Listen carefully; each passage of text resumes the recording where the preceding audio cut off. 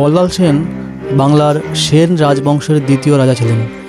তিনি 1160 থেকে 1179 সাল পর্যন্ত সেন বংশের রাজা ছিলেন। তিনি সেন রাজবংশের প্রতিষ্ঠাতা বিজয় সেনের পুত্র এবং উত্তরসূরি ছিলেন। তিনি সামাজিক সংস্কার, বিশেষ করে কৌটিল্য প্রথা তিনি প্রবর্তন করেন। তার উল্লেখযোগ্য রচনা হলো দানসাগর এবং অদ্ভুত সাগর। তিনি তার রাজত্বকালে বরেন্দ্রভূমি, রাঢ়, বঙ্গ, মিথিলা প্রভৃতি অঞ্চলগুলি অধীনস্থ করে রেখেছিলেন। সেই 1000 বছর আগেকার নিদর্শন বল্লাল ঢিপি।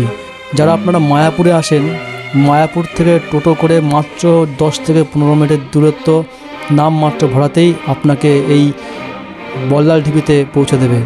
1000 বছর আগেকার প্রাচীন ধ্বংসাবশেষ সেন রাজবংশের এই রাজপ্রাসাদের দেখতে আপনি আসতেই পারেন। ভারতীয় পুরাতত্ত্ববিদ 1982 সাল কি 88 সাল, 82 সালে একবার এবং 1988 সালে একবার, দুবার এটা খনন করেছেন।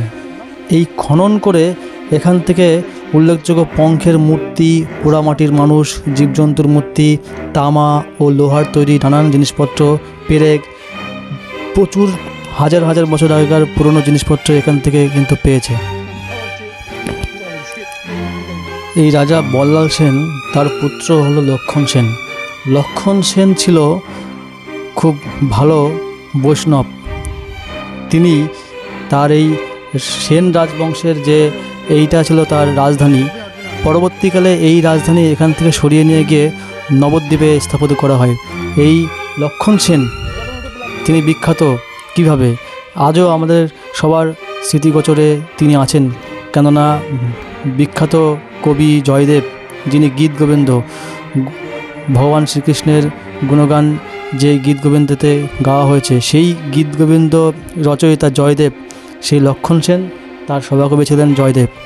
যাই হোক, প্রাচীন ইতিহাস যুগের কবলে ঢাকা পড়ে যায়। আজ হয়তো এই ঢিপিটা আছে তাই মানুষ জানতে পারছে, কিন্তু হয়তো যুগের কবলে বহুদিন পর হয়তো এই ঢিপিটিও হয়তো নিশ্চিহ্ন হয়ে যেতে পারে। যদিও সরকার এটাকে সংরক্ষিত করে রেখেছে। এইটা ছিল একসময় ঢিপি ছিল, মানে এর উপরে মাটি সব ছিল। পরবর্তীকালে এটা মাটি খুঁড়ে এই পর্যন্ত এটা রাখা হয়েছে। বিভিন্ন টুরিস্ট বিভিন্ন দেশ থেকে এখানে এসে এটা দেখে। এর তলায় অনেক কিছু আছে বলে এখনও অনুমান করা যায়, কিন্তু যেহেতু গভর্নমেন্ট এটাকে সংরক্ষণ করে রেখেছে তাই এটা কেউ কিছু করতে পারে না। এখানে অনেক কিছু আছে, বিভিন্ন হাজার হাজার বছর আগেকার পুরনো জিনিস। তো যাই হোক, মূল কথা হচ্ছে যে ইতিহাসের গর্ভে চাপা পড়ে যাবে। কিন্তু একটা বিষয়, যে এই সমস্ত ইতিহাস দেখে একটা বিষয় খুব স্পষ্ট, যে ইতিহাসের পাতায় বড় বড় সম্রাট, বড় বড় রাজা কত এলো গেল, সব ইতিহাসের পাতায় চাপা পড়ে গেছে। কেউ আজ তাকে মনে রাখে না, কেউ তাকে সম্মান জানায় না।